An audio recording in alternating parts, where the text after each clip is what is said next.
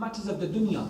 And one occasion I've seen this at is, for example, if someone starts to study the Islamic sciences, people ask him, so how are you going to earn livelihood? But brother, you have to feed your family. There's no God in the equation here. Brother, you have to feed your family. That's the big question people have for you. And you're tried and tested when you study, really. When people go out to study, people say all sorts of awful things to them. Say all sorts of awful things to them. Right? And from amongst that is, how are you going to earn? You're going to live like a beggar.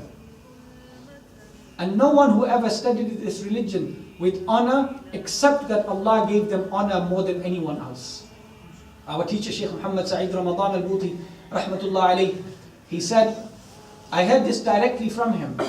He said that he was a very intelligent young man, very, very intelligent. He said, when I completed my studies at college, me and my friends, we all filled in our UCAS forms for university. My friends asked me, they were filling in for engineering, for medicine, for architecture. They asked me, what are you going to do? I said, I'm doing Sharia, Islamic law. He said, they teased me. Right? They said, you're going to end up as someone who washes dead bodies. That's what you're going to do. Right? You won't have any type of means of livelihood except this means, which is makruh to do. So he said, I went to my father. Who was his father? The great wali of Allah and the Shafi'i faqih, Mullah Ramadan al-Buti rahmatullah alayh. I said to him, Father, and that was his only son. That was his only son. I said, Father, my friends are teasing me. My colleagues are teasing me. They are going into medicine and the likes. And they're saying, you're going to end up washing dead bodies. And he said, my father said to me, son, if I knew that by cleaning the streets, by becoming a street sweeper, you will draw close to Allah subhanahu wa ta'ala, I would have made you do that. But I know it's through this knowledge that you will draw close to Allah subhanahu wa ta'ala. He said, that was the statement of my father, and I raised my head and I went into the faculty of Islamic studies and I studied. The Shaykh said, and today all of those people who used to tease me, it is their dream to shake my hand.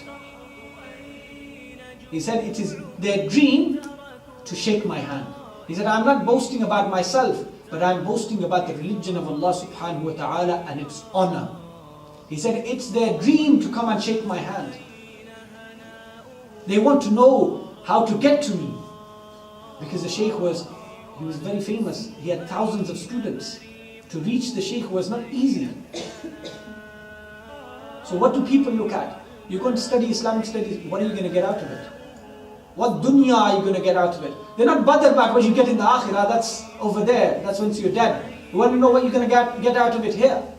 Imam Badruddin al-Hasani, radiyallahu anhu, the teacher of our teachers, he used to say to his students, study and Allah will send the dunya and it will chase you.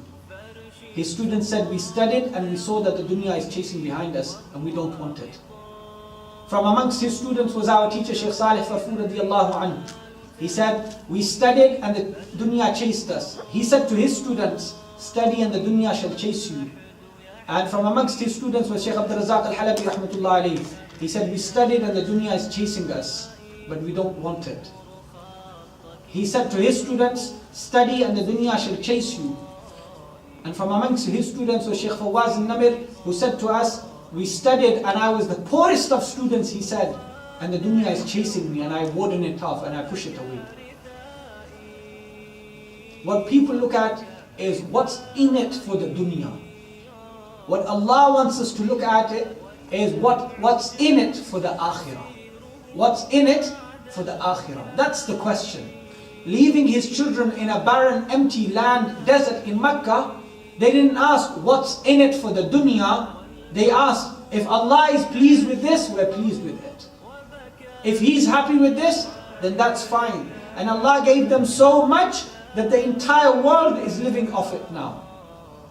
The entire world is living off it. And you'll see that in the next days, when millions flock to Makkah al-Mukarramah, which is a tiny valley.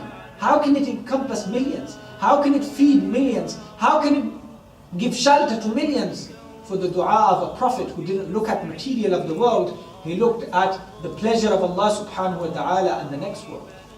That was his infant baby child who he cried to Allah for. He beseeched and begged Allah for a child. And at the age of 86, he's granted a child whom Allah wants him to sacrifice, whom Allah wants him to leave in an empty barren land.